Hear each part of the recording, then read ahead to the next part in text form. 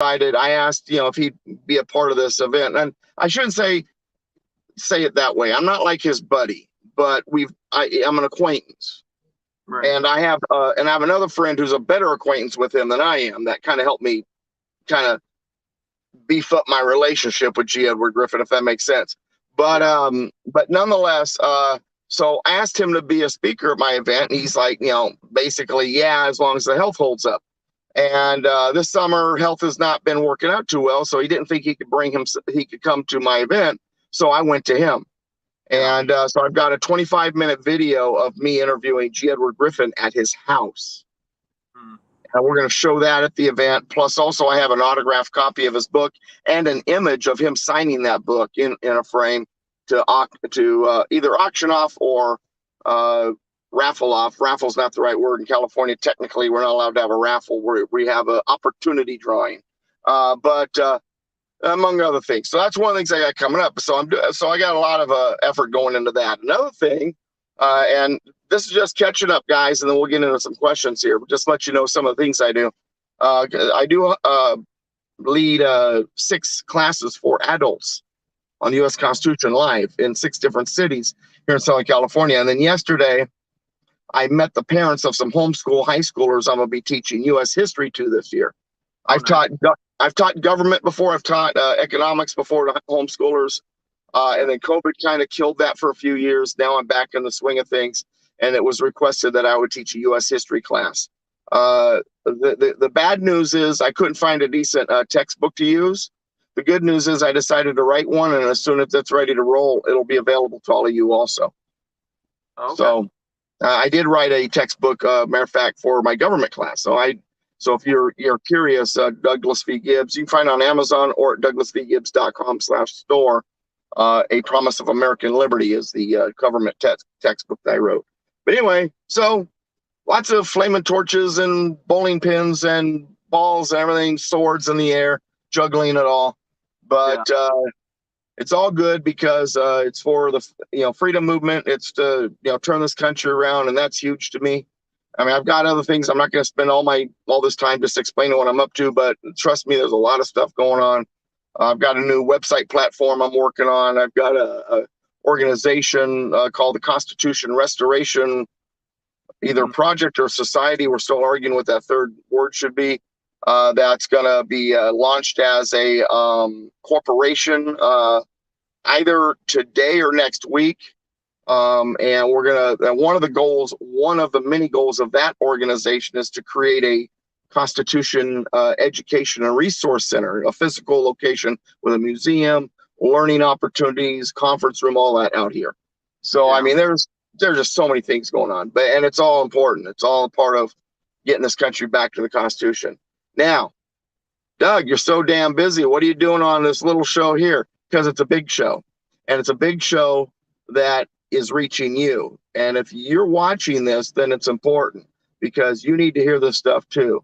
And so I always take every opportunity to spend time on programs with people that I appreciate, and I appreciate Andrew. So here I am. So let's get the party started. Yeah, there we go. All right, so I decided to be more proactive this time, which, by the way, I have, since you always show me what you're drinking. Yeah. Well, usually I have a Dr. Pepper, but today it's water because I'm in the vehicle, and so I got the water today. And I also got some Reese's just because this is normally my snack time. I'm like a 5-year-old. And I got my We the People shirt on.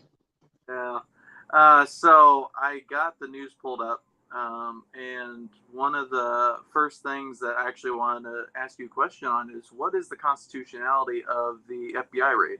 Aside from the fact that the FBI is technically illegal because the federal government should not be policing anything, what is the constitutionality of the raid? Well, when it comes to the raid, one of the first things that I looked at was the warrant and how the warrant was treated. The warrant wasn't, in my opinion, specific enough, and it wasn't treated in line with any specificity. And what I mean by that is this. For those of you who have a Constitution, this is the one I like to use. And if you go to the Fourth Amendment, it talks about warrants. And in the Fourth Amendment, it says that no warrants shall issue, but upon probable cause, supported by oath or affirmation, and particularly describing the place to be searched and the person or things to be seized. Yep. And to me, it was the warrant was kind of general, but it was treated very general. And here's what I mean by that. So in other words, it didn't follow that definition of the Fourth Amendment, making it a very unconstitutional raid. There's a second unconstitutionality we'll get to. But what I mean by the raid itself and the warrant is this. In 1762, James Otis, who was a lawyer, and he was kind of in charge of being like he was like the local magistrate or something like that. I can't remember the exact position he held, but he was told that he needed to support writs of assistance that were being put in place by the British Empire.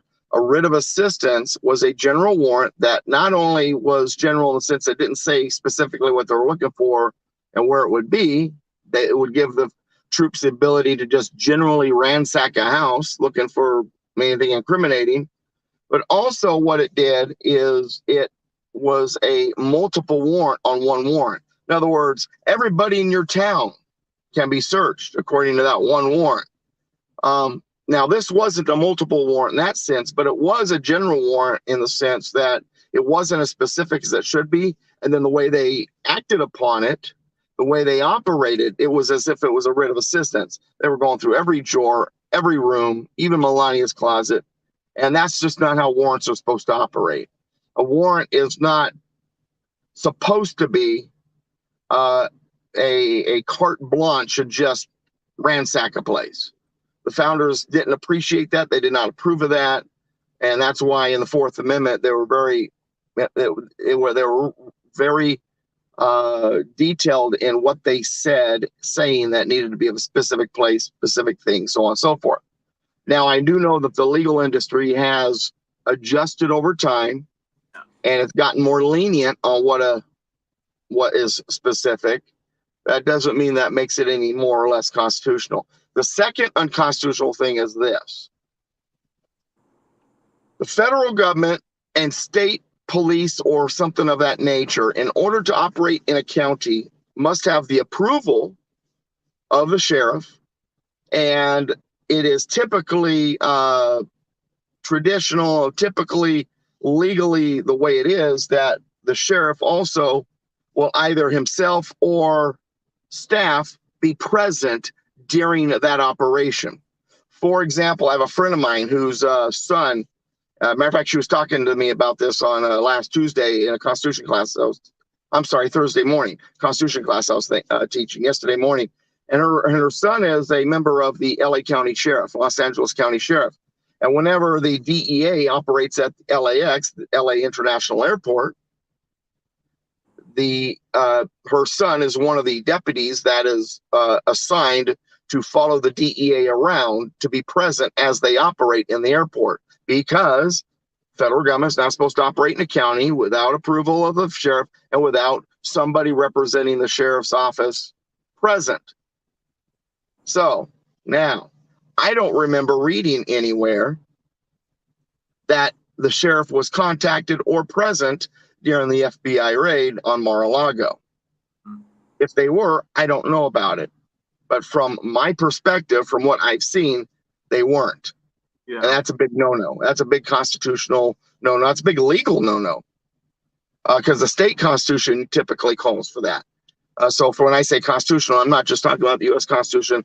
State constitutions typically also can fall into what we're talking about. Lastly is this.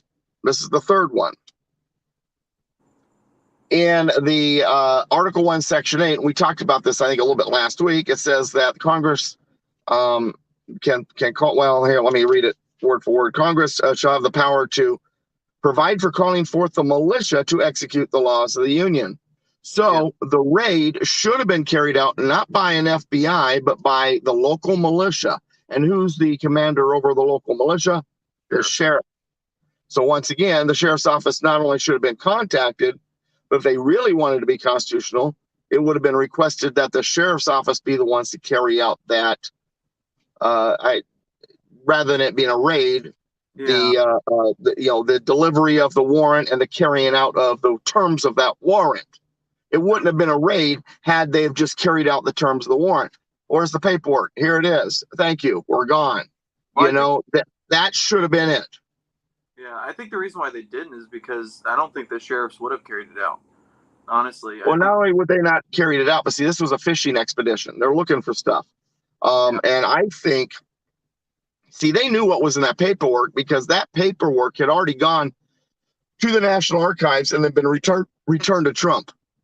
Yeah. So the paperwork they're claiming on looking for, they already knew what was in it. It was a fishing expedition for other paperwork that he may have in his files somewhere. Sure. And I believe that paperwork they're looking for in his files somewhere gave them excuse to rummage through his place, or is paperwork that would be incriminating against Democrats who have been hammering them. Yeah. Here's a question I have for you, because they were talking about how the Attorney General, I don't have any respect for him, so I don't remember what his name is, but my first question is, are attorney generals, like the U.S. Attorney General, is that actually constitutional? The U.S. Attorney General is constitutional. Department of Justice is constitutional. In fact, the Department of Justice is one of the original departments that was created. There was 4 departments created way back in 1789 to between 1789 and 1790. War Department, State Department, Treasury Department, and the Department of Justice.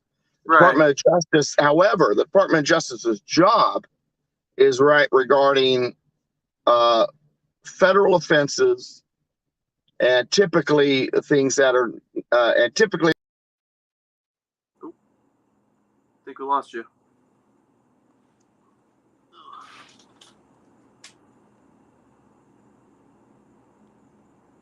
Oh, we lost Doug. Where'd he go? Send him another one here. He'll be back. But while he's gone, the reason why I asked that question is just because there's things that may seem like they're like they're constitutional, or that they were maybe ratified constitutionally but weren't. An example of that is the Space Force and the Air Force. Those were actually never ratified into the Constitution to be considered constitutional. So, really, the only ones that are constitutional is the Navy, the Army, and the Marine Corps. But from my understanding, the Air Force and the Navy, or the Air Force and Space Force, were never amended into the Constitution. So technically, those are unconstitutional branches of the military. That's why I was asking that question on is the Attorney General constitutional, just to even get that off the back, just so that way we can understand yes, no, and then go from there. So hopefully we get Doug back here in a minute. Let me go ahead and send him an invite again, see what's going on there. So I'll be right back.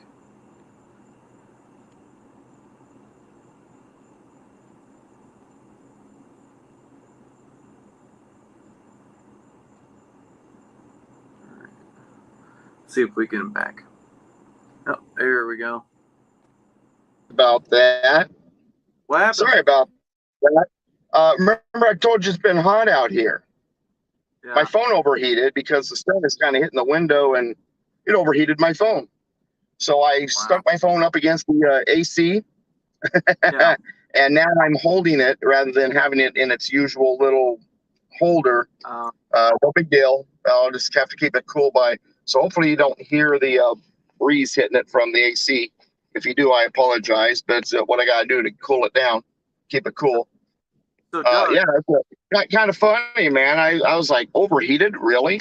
But I mean, it's like well over 100 degrees out here right now. So, so but anyway, before you started, real quick, let me wrap up. So, Department of Justice, they can exist, but they're supposed to go after things that are federal issues. While this is a federal issue, and all of that, the law that they're going after doesn't apply to the president.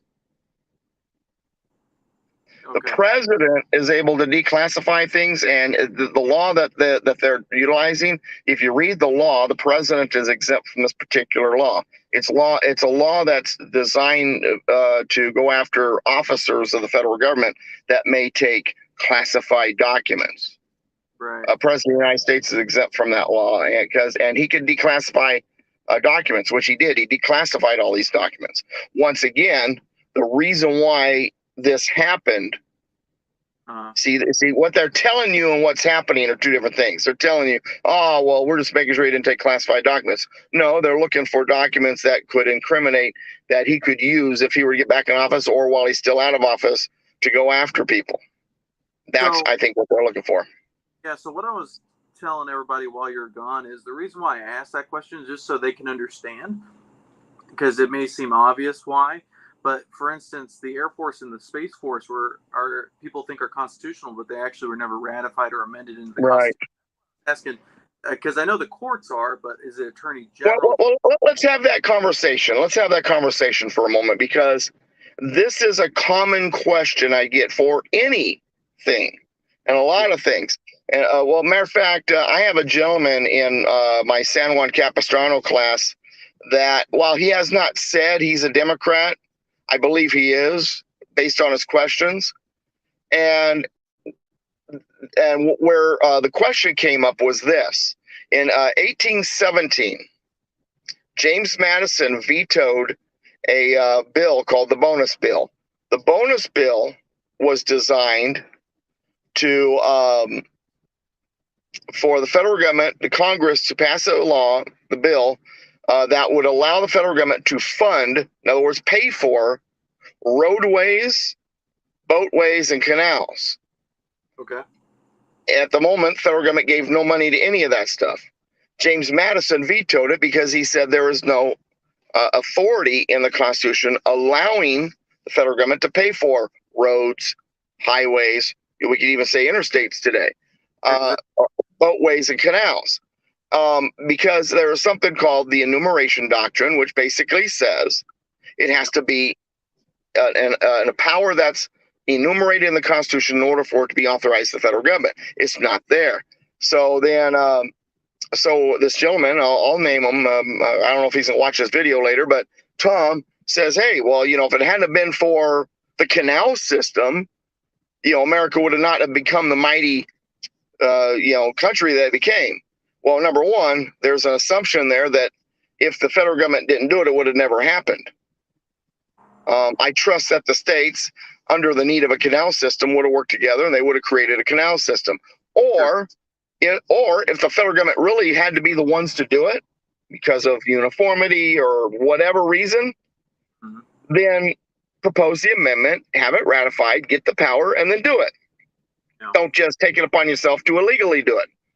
And he says, well, gosh, that might take too much time. They needed canals pretty quick. Government's not very efficient if you have to wait for the approval of an amendment. Right. And I responded, that's true. It's not very efficient. And that's the point. There is such thing as an efficient government. It's called a dictatorship. Everything happens really fast. Sort of like Jean-Luc Picard, make it so. And it just happens. That's not the way our government works. No, it's supposed to be deliberate. You're supposed to be thinking and debating, not just. Yeah, it takes time. No. So, and allowing it to take time, because, again, our government is unlike the rest of the world. People don't understand. They say, well, France could have done it. Germany could. Well, they don't have a federal government. They have a national government. National government controls everything, says, like Jean-Luc Picard, make it so. Our system is not done that way because the founders feared it becoming a tyranny. The states wanted to hang on to the sovereignty of taking care of their own issues. And one of the things that the founders learned from their research is that government becomes tyrannical when it starts poking its nose into everybody's business. So what you do is you create a federal government that can't poke its nose in our business. It has to only handle the things externally, the things that it's authorized. And if it does need to handle something, it has to ask us through our states for permission to do it. which is what the amendment process is. And it takes 3/4 of the states to say, yeah. That's a super majority. So it's not easy. It's not easy on purpose. Well, gosh, Doug, that might take too long. I would rather take too long and us not have a tyranny than be impatient and then wind up with tyranny. Yeah. Hey, Doug, that makes me think of a question. I guess we're going to go down this rabbit hole and see where else it goes. But what happens if a governor becomes tyrannical or a state government becomes goes against its own constitution or just goes against well, I guess just what we're experiencing now in a few states, where they're, even though they may have the authority, but they're over. Does that make sense? Like, oh, absolutely. And there is a provision in the Constitution for that, too. While typically we don't allow the federal government to police the states, typically the government is not there to guarantee anything. Sure. The federal government does have one authority to guarantee something, to make it happen no matter what. It's in Article 4, Section 4. Article 4, Section 4 says the United States, being the federal government, shall guarantee that guarantee in each state a Republican form of government. So in other words, the United States shall guarantee to every state in this union a Republican form of government. So if a state stops being a Republican form of government, they leave the original intent, the original setup. The federal government's supposed to stop that and make sure they go back to a Republican government. It doesn't say how the federal government's authorized to do that. In other words, how to take care of it, but that they shall guarantee to each state a Republican form of government. Okay, well, what is a Republican form of government? Republican form of government is one that is set up with a bicameral Congress, with each house being different. The House voted in democratically, and then the Senate has a different constituency. In this case, the counties appointing one per county.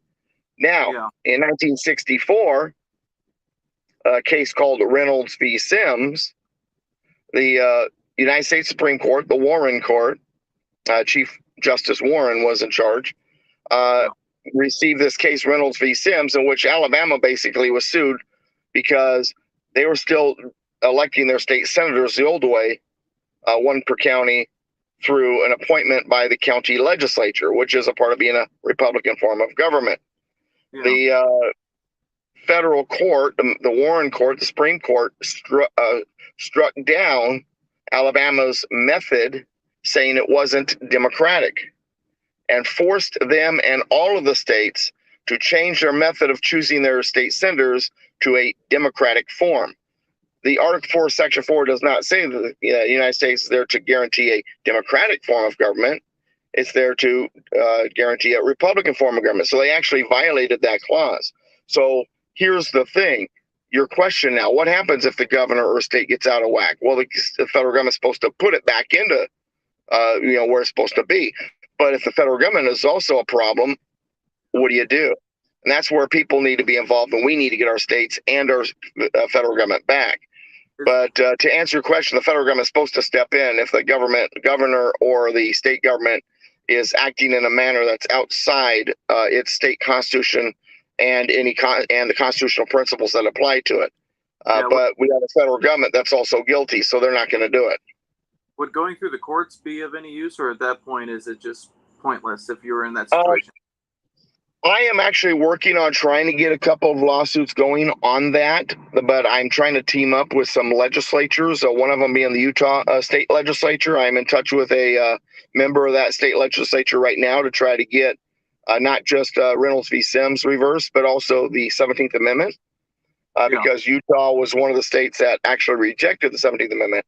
And what we are going to do is, the way I think we should do it is the state needs to just tell the courts and the federal government, what you're doing to us is unconstitutional. We're going back to the old way of doing it. We're gonna appoint our own senators, and we're gonna reject Reynolds v. Sims, and we're gonna let our counties appoint state senators, one per county. Now, and I told this legislator, and he agrees with me. Don't ask permission. Don't legislate. Don't even let the federal government know. Just do it. Now, we know that there's going to be lawsuits. probably from the federal government, perhaps from someone like Mitt Romney, because now it challenges his seat in the U.S. Senate. And my attitude is bring him on, because a lot of people say, well, gosh, Doug, do you really think you win in the courts? No, I don't. But once it gets into the courts, what it does is it creates enough media attention that it begins to go through another court that I do approve of, the court of public opinion. Yeah. And if we can get people riled up enough about this stuff and knowledgeable, then it could lead to an inaction in the future of change. Yeah. Going on that with Mitt Romney, because forgive me, I'm not very educated on the term limits. I should have gone back through the Constitution to see if it was in there. But from my understanding, Congress has no term limits, correct? There are no term limits for Congress critters or for the Senate. That's what I thought. Okay. Would it be unconstitutional to put those in? You would need to do constitutional amendments in order to put them in place. Personally, I'm against term limits on legislators. They did that here in California, and the legislature got worse. The Democrats got even a firmer hold. Why? Because the bigger problem is not the politicians as much as it is the administrative state that's underneath it, or as we like to call it, the deep state. If you are going to start limiting the terms on politicians, and you got good guys in there, but now they can't stay in very long, and they have learned to become very skillful at challenging and standing against these bureaucrats. And now you've got a new green person every so many terms. Well, then the bureaucrats who have 20, 30, 40 years under the belt, they're gonna wipe the floor with them. So it actually creates a worse situation with term limits. And conservatives get mad at me all the time over this. Yeah. I believe term limits at the presidential level is fine. But when it comes to legislatures, it's dangerous because you have an administrative state that these legislators lean on. And if you've got green legislators all the time, then they lean even harder on this deep state, which is the real problem. So we don't need term limits for politicians. We need term limits for the deep state. And personally, we do have a historical precedent on how to deal with a deep state that's out of control. Thomas Jefferson, when he became president, realized that the administrative bureaucracy in the federal government was controlled by members of the Federalist Party. So he fired them all. That's what I was. After firing them all, the Federalist Party fell apart because they had no more control anywhere. Yeah. Well, so that's what I was going to ask next is, would it make sense then if, let's say, okay, there's going to be term limits. You could only have, let's say 2 terms, just for the sake of discussion. But it retroacts where if you've already been in more than 2 terms, you're done. Well, I think what would work even better are 2 other things. If we were to institute term limits, first of all, once again, I'm against them at the legislative level. But if we were, locally here in Marietta, what they did is term limits where it's no more than 2 consecutive terms. Yeah. In other words, you hold 2 terms, then you got to take 2 years off. Now you can run again, but now you're no longer an incumbent. You have to convince the voters to go back. So so that way we both get what we want. The other thing that I think might be something that we could go with is, or what we really need to go with, is something called the original 13th Amendment. The original 13th Amendment disallowed, and I'll tell the story about it in a minute for those of you who don't know anything about it, disallowed any citizen, not just a politician, but any citizen at all, to receive a title of nobility, title of honor, anything of that nature, or to receive money or influence or anything like that from any foreign prince, any foreign power, any foreign government, prince, any foreign polity, anything.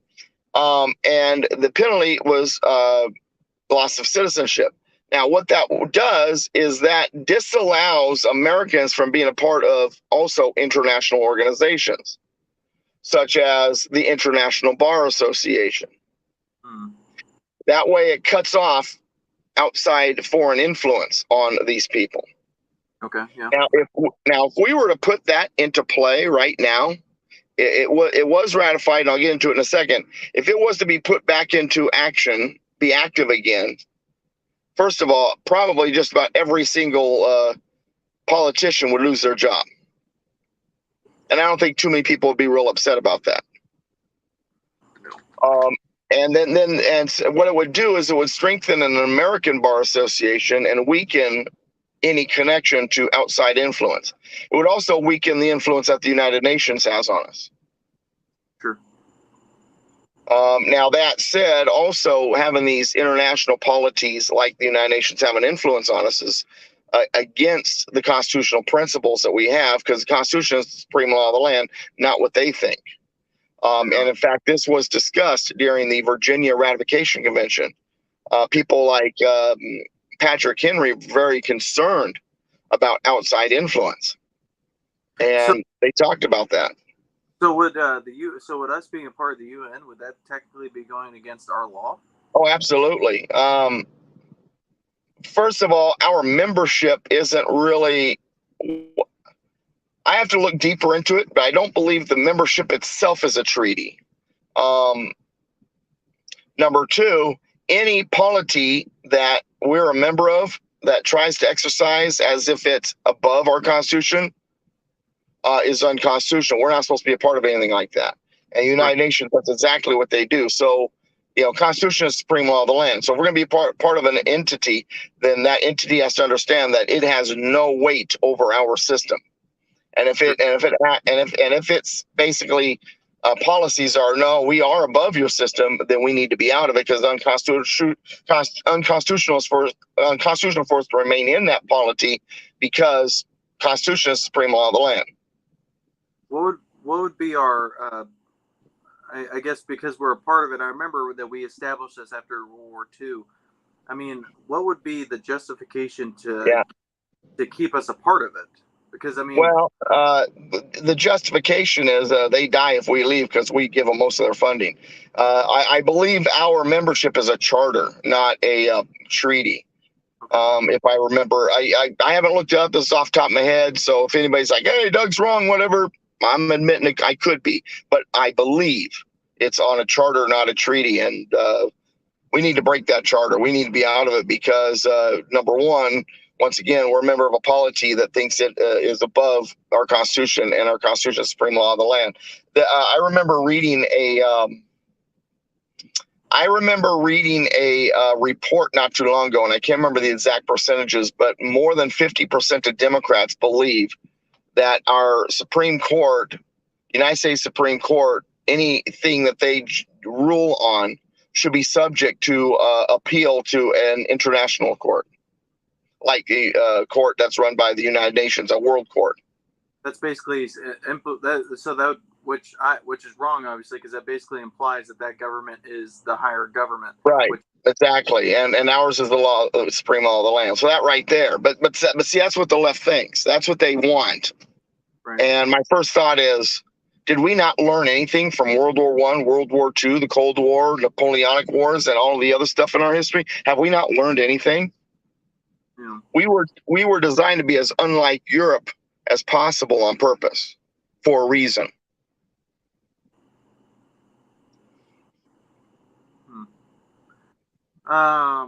So let me see what else we got on the main news before we just start freestyling here. How much more time do you got, Doug? About 20 minutes. All right, cool. I'm like, I parked on the far side of the parking lot, so I'm out of everybody's way, and I don't have people knocking on my window when they see me. But I'm like, I don't know, 30 yards from the entrance where I got to go. So, and I'm supposed to be in there right around 6. It begins at 6:30. Okay. But I wanted to get there early so I can, shake hands and, talk before we get down to nitty gritty. Sure. I guess let me ask you this. Is there anything you want to bring up that you've noticed that's in current news or anything like that maybe you could just educate us on. Actually, yeah. And this is a discussion that I haven't had a lot until lately, because not only because I didn't think it was a necessary discussion, but also because I didn't even understand it until I really started digging even deeper. And it's the Second Amendment. The Second Amendment, and it's interesting because I had a sister-in-law of mine recently, ask me about the Second Amendment, and she says, well, don't you believe the Second Amendment's there so that people who own guns can shoot at government officials if they disagree with them? I said, well, it's not that simplistic, but yeah, essentially. And she says, well, don't you think that's an insurrectionist view of the Second Amendment? No. No, it doesn't. It's a Declaration of Independence view of the Second Amendment. But nonetheless, really, it does go deeper, though. A lot of people don't realize that language of the Second Amendment is there for a reason beyond just what it looks like on the surface. So I want to go over it. Now, remember, I was talking about earlier in Article 1, Section 8, that it says that Congress can call forth the militia to execute the laws of the Union.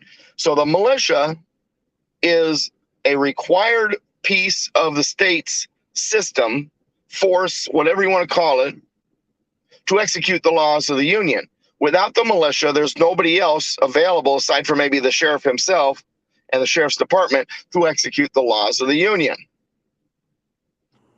Because FBI, IRS, all of these other polities, while they may be able to exist for the purpose of internal administrative, they are not supposed to have the ability to police, go into the states and police for the executive branch, because to execute the laws of the Union belongs to the militia. So then we have to ask ourselves, who's the militia? In the U.S. Code splits the militia up into two pieces: the organized militia and the unorganized militia. Organized militia, according to the U.S. Code, is the National Guard, the Air Guard, the state militia, and other militia-type entities. The unorganized militia would be the rest of us. And we, as citizens, know that we are a part of the militia. We talk about it all the time. George Mason was asked, what is the militia? And he said, it is the whole of the people and a few politicians. Even back then, they only trusted a few politicians. But the militia back then wasn't really a organized or unorganized. And when we say organized or unorganized, as 2022 brains that we have, we think, okay, organized would be this unit, with uniforms, following rules and marching. Unorganized is everybody else. Well, back in 1787, when this thing was being written, the militia was the local unit, the local committee. It was a local group.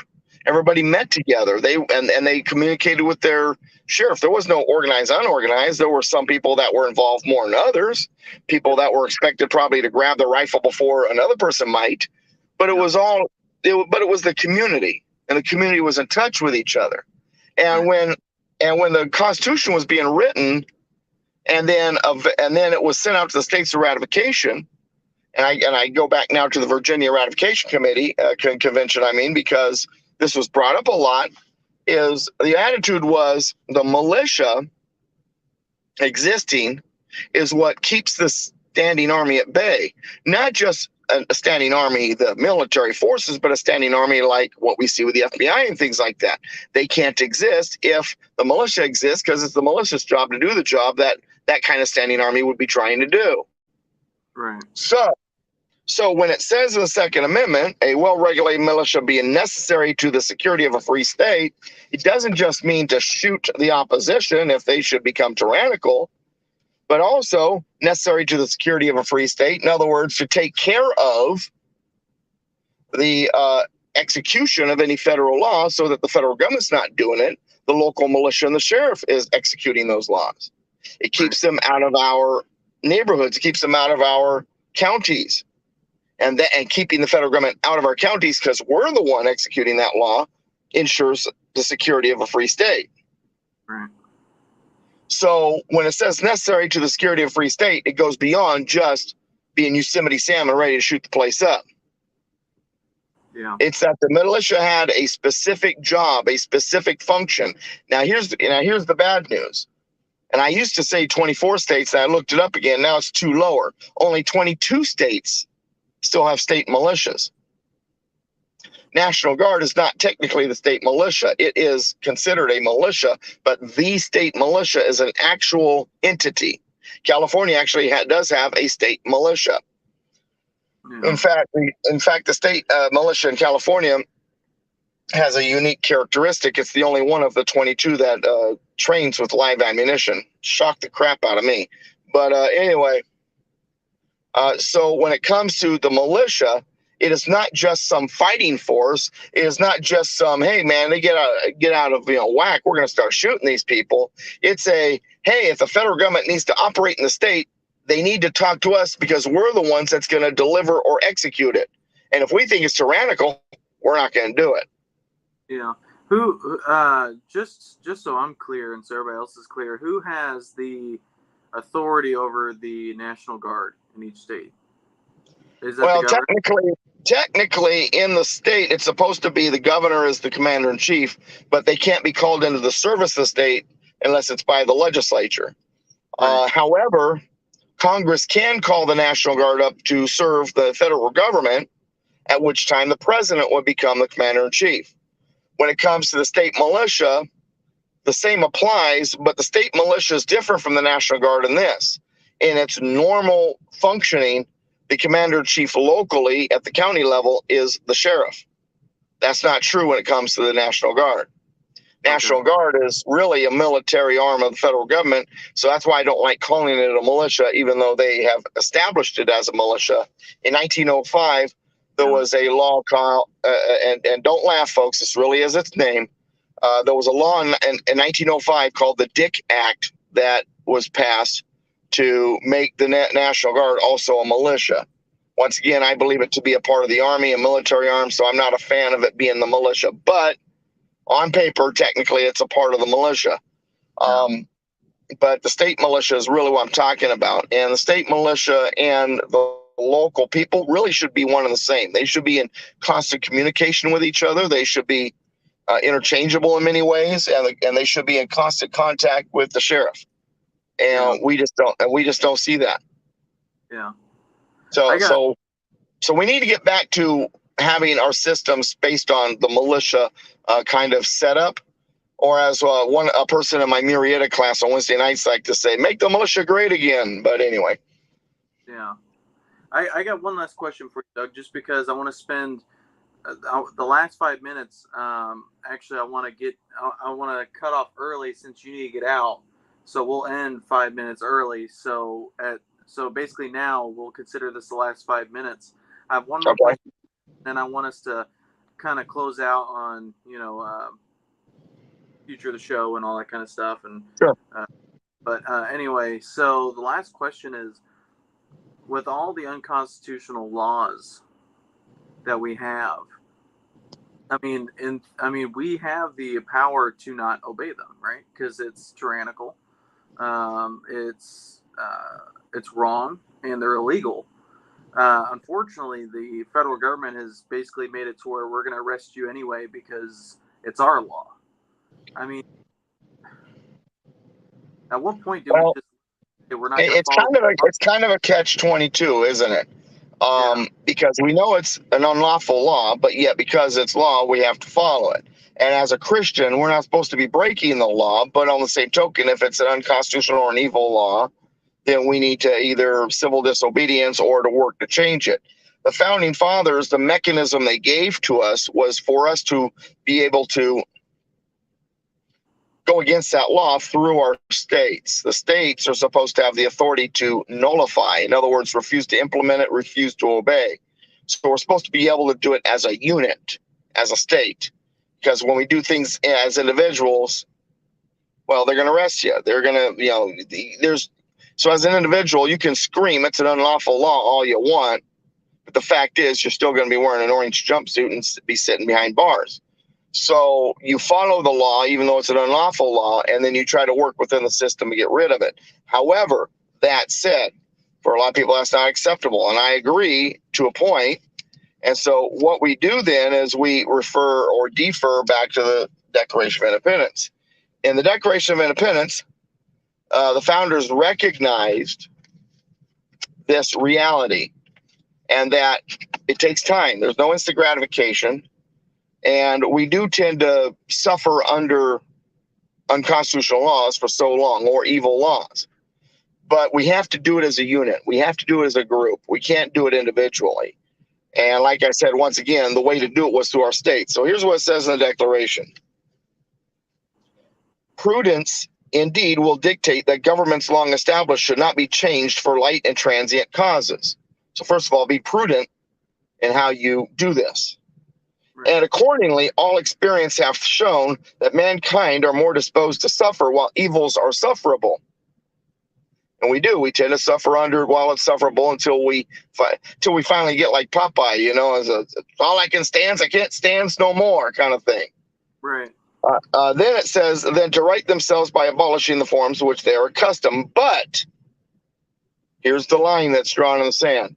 But when a long train of abuses and usurpations, pursuing invariably the same object, evinces a design to reduce them under absolute despotism.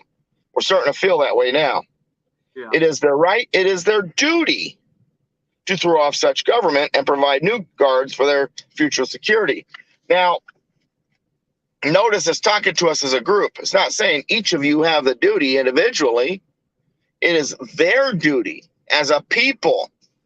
So now to get back to unlawful laws, unlawfulness, this unconstitutional laws that are not really laws, they're forcing us to follow them.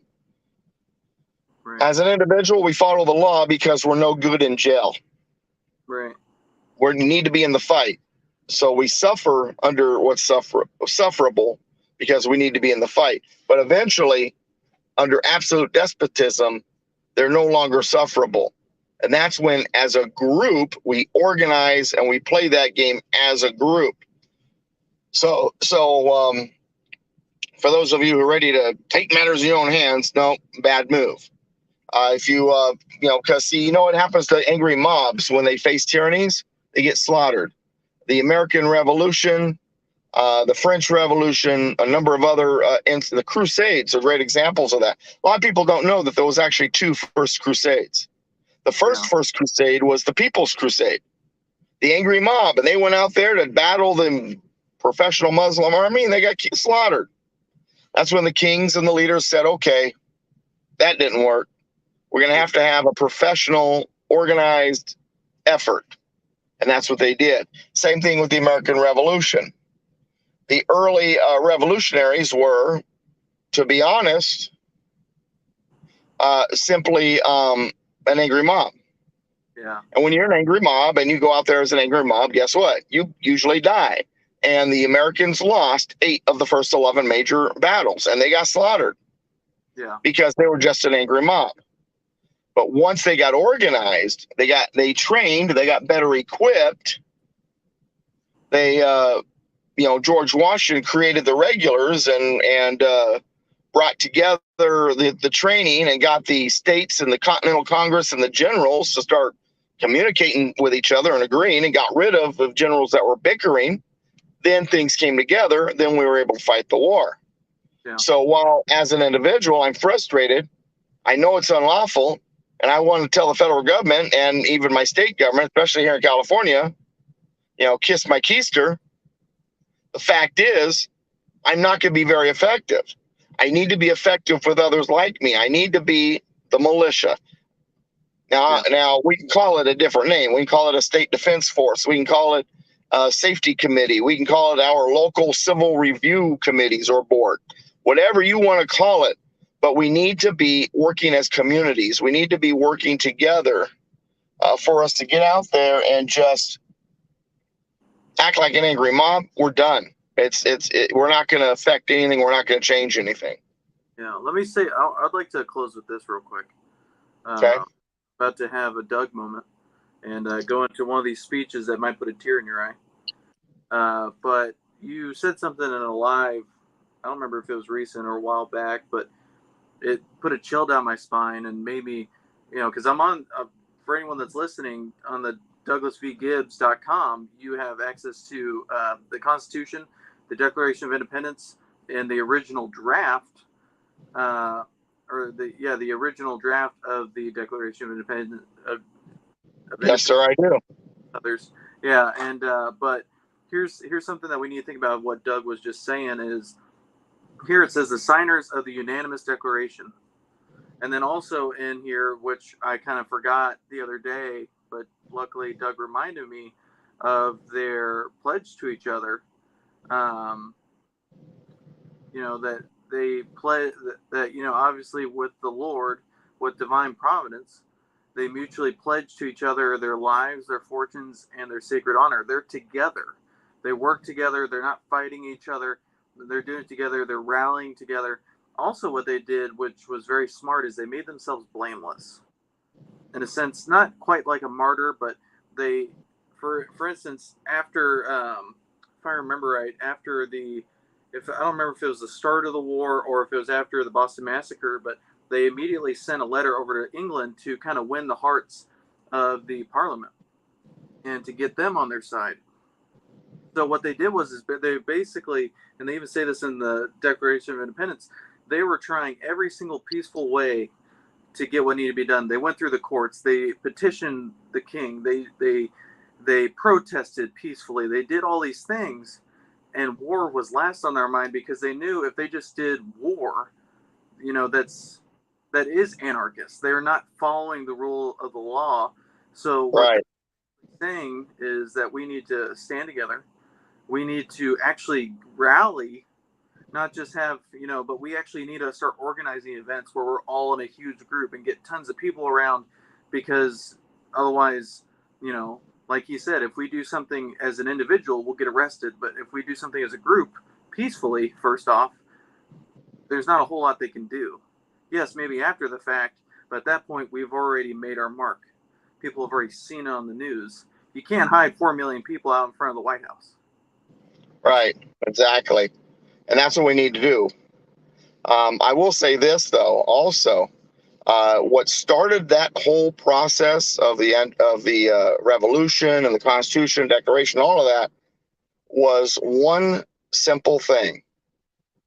A pastor named Jonathan Edwards in 1734 saying, you know what? We're not following the Bible like we should. And he's the one that was the spark that started the Great Awakening. In other words, an increase of spiritual faith.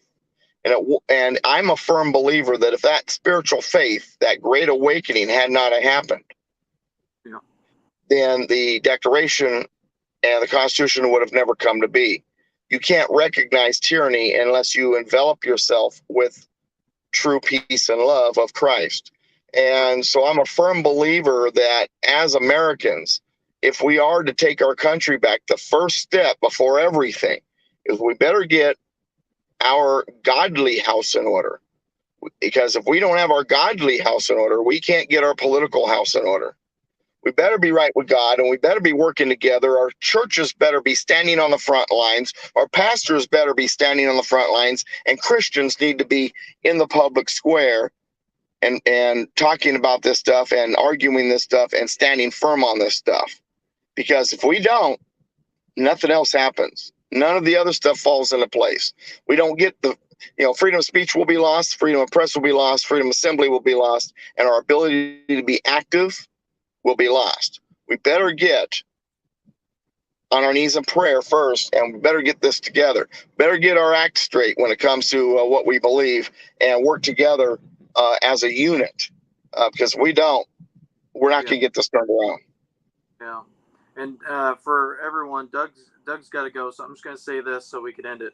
And this is what Doug said in a live a while back is, the Lord has given us such a great country, and he's given us founding fathers that stood for something and that were men of sacred honor, that believed that they wanted it not just for themselves, but for us. They did it for us. Mm-hmm. They did. Yep. Preamble.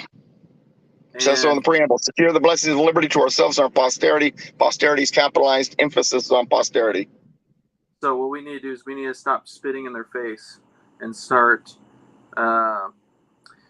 We need to do it. We need to have a biblical revival. We need to have a revival for the Lord in this country. But we also, secondly, after that, because we have to have that first, is we need to have a constitutional revival.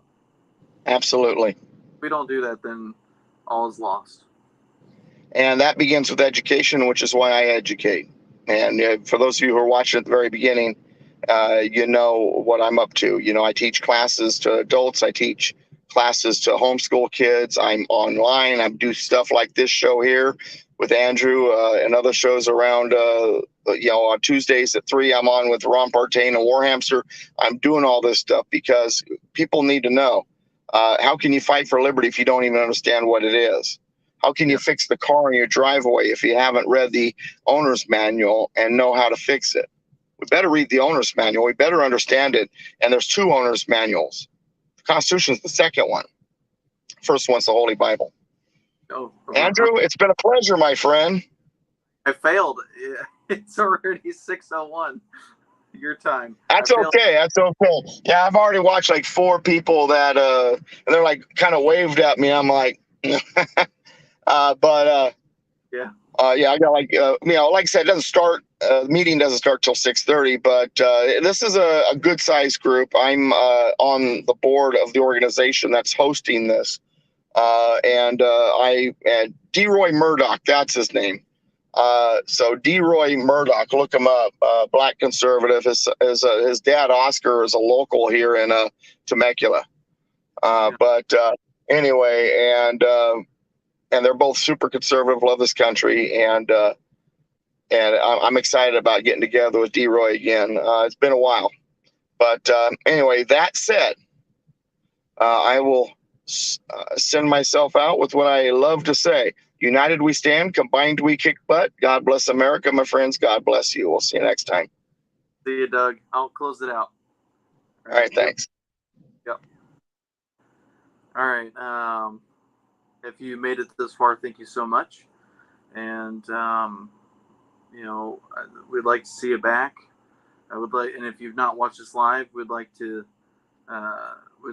see you on a live and ask questions. Because if you ask questions, then I'll ask Doug, and we'll have a big discussion. This is meant to be an open discussion, not just he and I talk and that's it. We'll go through the comments and all that stuff, and get that stuff in, because this is we all have questions that I may not think to ask, but you might. So it'd be good to get that in there. But this is important. First off, having spiritual revival in this country, that is very important. We don't want the Lord to remove his hand from this country, because if he does, it will collapse no matter what we do. And then secondly, we need to follow the original Constitution, not what the mumbo jumbo it's kind of turned into, where they misinterpret it, because it only has one interpretation but many applications on things. The Bible's the same way, except for the Bible's the ultimate authority, and then the Constitution. So the Bible's always first, and the Bible's perfect, and the Constitution is a law that we have that was written with men of spiritual mindedness, I guess. So obviously they're not trying to replace the Bible, but they're trying to create a law that mirrors the biblical principles that are in the Bible, so that way we have a God-honoring society. But anyway, thank you so much for watching, and we'll catch you on the next one.